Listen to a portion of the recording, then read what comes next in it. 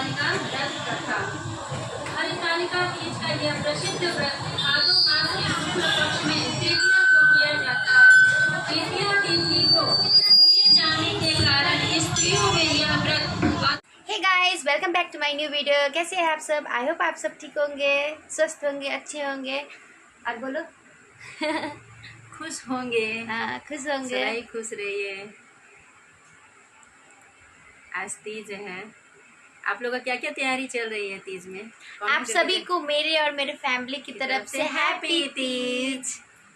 जैसे कि मैं आपको कल की ब्लॉग में बताई थी कि मैं तीज की ब्लॉग बनाऊंगी, और तो मैं आप सबके लिए तीज की ब्लॉग लेके आ गई हूँ कि हम लोग क्या तीज कैसे यहाँ सेलिब्रेट होता है और आपके यहाँ कैसे सेलिब्रेट होता है वो कमेंट करके जरूर कमेंट करके बताइएगा। और आप किस जगह से देख रहे हैं वो भी कमेंट करके बताइएगा जरूर। और ये साल तो मलमास हो गया तो हम तीज नहीं कर पाएंगे। अब next time my first Teej blog मैं बनाऊंगी। और इस मम्मी कर रही थी तो अभी मैं मम्मी के एक हाथ में मेहंदी लगा चुकी है तो दूसरी हाथ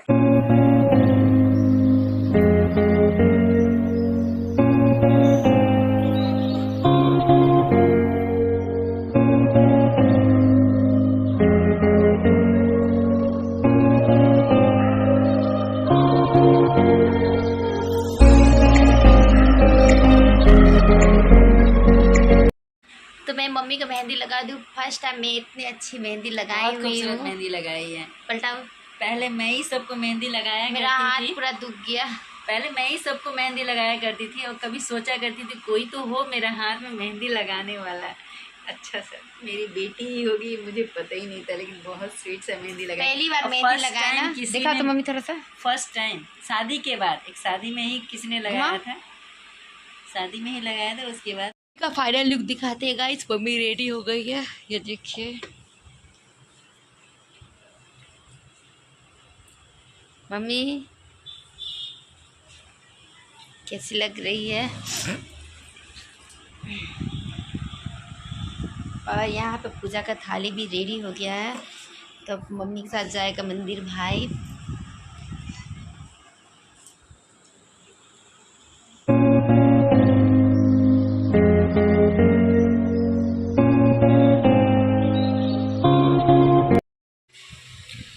अब मम्मी मंदिर जा रही है। अभी बज रहे हैं 3 बजे, मम्मी मंदिर जा रही है। जय जय हो शंकरा, आदिदेव शंकरा, तेरे जाप के बिना चले ये सांस किस तरह। मेरा कर्म तू ही जाने, क्या बुरा है क्या भला। तेरे रास्ते पे मैं तो आंख मूंद के चला। तेरे नाम की जोत ने सारा लिया तमस मेरा। नमो नमो शंकर भोलेनाथ शंकर, जय मेरे नाम शंभो हे शिवाय। नमो नमो शंकर भोलेनाथ। करती है। प्राचीन काल से चल रही मान्यता है कि यह व्रत को करने वाली स्त्रियां पार्वती के समान सुखपूर्वक जीवन यापन करके शिव लोक को प्राप्त होती है। हरितालिका व्रत करने वाला व्यक्ति सूर्योदय के पहले उठे और भगवान शंकर जी का स्मरण करे, फिर नित्य कर्मों से निर्मित होकर शिवालय में जाए या जहाँ पूजन करना हो और कथा पढ़नी अथवा सुननी हो। यदि हो सके तो शिव मंदिर में शिव पार्वती पूजन के लिए केले के बंदरवार इत्यादि अनेक पुष्पमालाओं से सुसज्जित एक सुंदर मंडप तैयार कर ले। सुहाग चाहने वाली स्त्रियों को शंकर पार्वती के बालू या रेत की प्रतिमा बनाकर उसे इस मंडप में स्थापित कर पूजा करनी चाहिए। पूजा में शिव पार्वती से संबंधित कोई भी श्लोक अथवा शिव चालीसा पाठ कर सकते हैं। तत्पश्चात एकाग्र चित्त से नीचे लिखी हुई बोले श्री भगवान की जय, माता पार्वती की जय। जिसके दिव्य केशों पर मंदार के पुष्पों की माला शोभा देती है और जिन भगवान शंकर के मस्तक पर चंद्र और दिव्य वस्त्रों से तथा भगवान शंकर दिगंबर वेश धारण किए हैं, उन दोनों भवानी शंकर को नमस्कार करता हूँ। कैलाश पर्वत के सुंदर शिखर पर माता पार्वती जी ने श्री महादेव जी से पूछा, हे महेश्वर, मुझसे आप गुप्त से गुप्त वार्ता करिए, जो सबके लिए सब धर्मों से भी सरल तथा महान फल देने वाली हो। हे नाथ, यदि आप भली भांति प्रसन्न हैं तो आप उसे मेरे सम्मुख प्रकट कीजिए। हे जगन्नाथ, आप आदि मध्य और अंत रहित हैं, आपकी माया का कोई पार नहीं है। आपको मैंने किस भांति प्राप्त किया है, कौन से व्रत तप या दान के पुण्य फल से आप मुझको वर के रूप में मिले हैं। श्री महावीर जी बोले, हे देवी, यह सुन, मैं तेरे सम्मुख उस व्रत को कहता हूँ जो परम गुप्त है, जैसे तारांगणों में चंद्रमा और ग्रहों में सूर्य, बाणों में ब्रह्मांड, देवताओं में गंगा, पुराणों में महाभारत, वेदों में गीता और इंद्रियों में मन श्रेष्ठ है, वैसे ही पुराण सबसे इनका वर्णन आया है, जिसके प्रभाव से तुमको मेरा आधा आसन प्राप्त हुआ। हे प्रिय, उसी का मैं तुमसे वर्णन करता हूँ, सुनो। भाद्रपद भादो मास की शुक्ल पक्ष की हस्त नक्षत्र संयुक्त तृतीया या तीज के दिन व्रत का अनुष्ठान मात्र करने से सब पापों का नाश हो जाता है। इससे पहले हिमालय पर्वत पर महान व्रत हो गया था, जो मैं तुम्हें सुनाता हूँ। पार्वती जी बोले, हे प्रभु, इस व्रत को मैंने किस लिए किया था या तुम्हें करने की इच्छा है, तो बिना कहते शंकर जी बोले, आर्यावर्त में हिमालय नाम का एक महान पर्वत है, जहाँ अनेक प्रकार के जीव अनेक प्रकार के वृक्षों से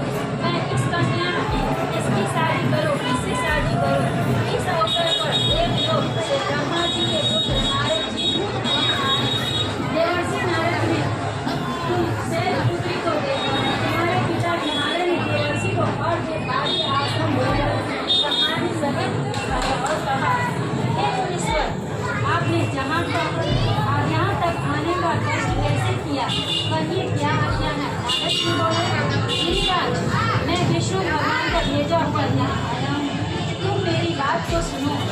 आप अपनी कन्या को उत्तम वर को दान करें। ब्रह्मा, इंद्र आदि देवताओं में विष्णु भगवान के समान कोई भी उत्तम नहीं है, इसलिए मेरे मत से आप अपनी कन्या का दान भगवान विष्णु को ही दें। हिमालय बोले, यदि भगवान वासुदेव स्वयं ही कन्या का ग्रहण करना चाहते हैं और इस कार्य के लिए भी आपका आगमन हुआ है, तो वह मेरे लिए गौरव की बात है, मैं अवश्य उन्हें ही दूंगा। हिमालय का यह आश्वासन सुनते ही देवर्षि नारद जी आकाश में अंतर्ध्यान हो गए और शंख, चक्र, गदा, पदम एवं पीताम्बरधारी भगवान विष्णु के पास पहुँचे। नारद जी ने हाथ जोड़कर भगवान विष्णु से कहा, प्रभु, आपका विवाह कार्य निश्चित हो गया है। फिर हिमालय ने पार्वती जी से प्रसन्नता पूर्वक कहा, हे पुत्री, मैंने तुमको गरुड़ ध्वज भगवान विष्णु को अर्पण कर दिया है। पिता के मृत्यु वाक्य को सुनते ही पार्वती जी अपनी सहेली के घर गए और पृथ्वी पर गिरकर अत्यंत दुखित होकर विलाप करने लगी। उनको विलाप करते देखकर सती बोले, हे देवी, तुम किस कारण से दुखी हो जाती हो, मुझे बताओ, मैं अवश्य ही तुम्हारी इच्छा पूर्ण करूंगी। पार्वती बोली, हे सखी, तुम मेरी जो मन में अभिलाषा है सुनाती हूँ। मैं श्री महादेव जी को वरण करना चाहती हूँ। मेरे इस कार्य को पिताजी ने बिगाड़ना चाहा है, इसलिए मैं निसंदेह इस शरीर का त्याग करूँ। पार्वती ने इस वचन को सुनकर सखी से कहा, हे देवी, जिस वन को तुम्हारे पिताजी ने न देखा हो तुम वहाँ चली जाओ। तब हे देवी पार्वती तुम अपनी सखी का यह वचन सुन ऐसे ही वन को चली गई। पिता हिमालय ने तुमको घर पर न पाकर सोचा कि मेरी पुत्री को कोई देव दानव किन्नर हरण करके ले गया है। मैंने नारद जी को वचन दिया था कि मैं पुत्री का गरुड़ ध्वज भगवान के साथ वरण करूंगा। हाय अब यह कैसे पूरा होगा, ऐसा सोचकर वे बहुत चिंतातुर हो मूर्छित हो गए। तब सब लोग हाहाकार करते हुए दौड़े और मूर्छा होने पर गिरिराज से बोले कि हमें आप अपनी मूर्छा का कारण बताओ। हिमालय बोले मेरी दुख का कारण यह है कि मेरी रत्नरूपी कन्या को हरण ले गया है। सर्प लग गया या किसी सिंह या व्याघ्र ने मार डाला, वह न जाने कहाँ चली गई या उसे राक्षस ने मार डाला है। इस प्रकार करके गिरिराज दुखित होकर ऐसे कांपने लगे जैसे तीव्र वायु से चलने पर कोई वृक्ष कांपता है। तत्पश्चात हे पार्वती तुम्हें गिरिराज साथियों सहित घने जंगल में ढूंढने लगे। आदि हिंसक जंतुओं के कारण वन महाभयानक प्रतीत होता था। तुमने सखी के साथ भयानक जंगल में घूमती हुई वन में एक नदी के तट पर एक गुफा में पहुंची। उस गुफा में तुम अपनी सखी के साथ प्रवेश कर गई, जहाँ तुम वन में जल त्याग करके बालू का लिंग बनाकर मेरी आराधना करती रही। उस समय पर भाद्रपद मास के हस्त नक्षत्र युक्त तृतीया के दिन तुमने मेरा विधि विधान से पूजन किया तथा रात्रि को गीत गायन करते हुए जागरण किया। तुम्हारे उस महाव्रत के प्रभाव से मेरा आसन डोलने लगा। मैं उसी स्थान पर आ गया जहाँ तुम और तुम्हारी सखी दोनों थी। मैंने आकर तुमसे कहा वराने मैं तुमसे प्रसन्न हूँ, तू मुझसे वरदान मांग। तब तुमने कहा कि हे देव यदि आप मुझसे प्रसन्न हैं तो आप महादेव जी ही मेरे पति हो। मैं तथा अस्तु ऐसा कहकर कैलाश पर्वत को चला गया और तुमने प्रभात होते ही मेरी उस बालू की प्रतिमा को नदी में विसर्जित कर दिया। हे सुबह तुमने वहाँ अपनी सखी सहित व्रत का पारायण किया। इतने में तुम्हारे पिता हिमवादी तुम्हें ढूंढते ढूंढते उसी घने वन में आ पहुँचे। उस समय उन्होंने नदी के तट पर दो कन्याओं को देखा तो वे तुम्हारे पास आ गए और तुम्हें हृदय से लगाकर रोने लगे और बोले बेटी तुम इस व्याधि युक्त घने जंगल में क्यों चली आई? तुमने कहा है पिता मैंने पहले ही अपना शरीर शंकर जी को समर्पित कर दिया था, किंतु आपने इसके विपरीत कार्य किया, इसलिए मैं वन में चली आई। ऐसा सुनकर हिमवान ने तुमसे कहा कि मैं तुम्हारी इच्छा का विरुद्ध यह कार्य नहीं करूँगा। तब मैं तुम्हें लेकर घर को आया और तुम्हारे विवाह मेरे साथ कर दिया। हे प्रिय उसी व्रत के प्रभाव से तुमको मेरा अर्धासन प्राप्त हुआ है। इस व्रत राज को मैंने भी अभी तक किसी के सम्मुख वर्ण नहीं किया है। हे देवी अब मैं तुम्हें यह बताता हूँ कि इस व्रत का यह नाम क्यों पड़ा। तुमको सखी हरण करके ले गई थी, इसलिए हरितालिका नाम पड़ा। पार्वती जी बोली हे स्वामी आपने इस व्रत राज का नाम तो बता दिया, किंतु मुझे इसकी विधि एवं फल भी बताइए कि इसके करने से किस फल की प्राप्ति होती है। तब भगवान शंकर जी बोले इस स्त्री जाति के अत्युत्तम व्रत की विधि सुनिए। सौभाग्य की इच्छा रखने वाली स्त्रियां इस व्रत को विधि पूर्वक करें। केले के खंभे से मंडप बनाकर उसे बंधन वारों से सुशोभित करें। उसमें विविध रंगों के उत्तम रेशमी वस्त्र की चांदनी ऊपर टांग चंदन आदि सुगंधित द्रव्यों को लेपन करके स्त्रियां एकत्र हो, शंख भेरी मृदंग आदि बजावे, विधि पूर्वक मंगलाचार करके श्री गौरी शंकर की बालू की निर्मित प्रतिमा स्थापित करें। फिर भगवान श्री पार्वती जी का गंध धूप पुष्प आदि से विधि पूर्वक पूजन करें। अनेकों नवेदों का भोग लगावे और रात्रि को जागरण करें।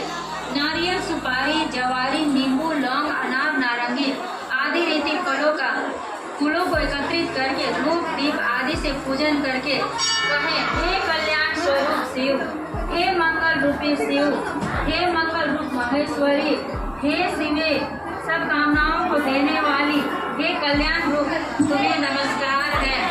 कल्याण स्वरूप माता पार्वती हम तुम्हें नमस्कार करते हैं।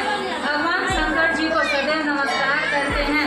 हे ब्रह्म रूपिणी जगत पालन करने वाली माँ आपको नमस्कार करते हैं। हे सिंह वाहिनी मैं संसारी भय से व्याकुल हूँ, तुम मेरी रक्षा करो। हे महेश्वरी मैंने इसी अभिलाषा से आपका पूजन किया है। हे पार्वती माता आप मेरे ऊपर प्रसन्न होकर मुझे सुख और सौभाग्य प्रदान कीजिए। इस प्रकार के शब्दों द्वारा उमा सहित शंकर जी का पूजन करें। विधि पूर्वक कथा सुनकर गौ वस्त्र आभूषण आदि ब्राह्मणों को दान करें। इस प्रकार से व्रत करने वाले के सब पाप नष्ट हो जाते हैं। बोलो शिव पार्वती की जय, बोलो शंकर की जय।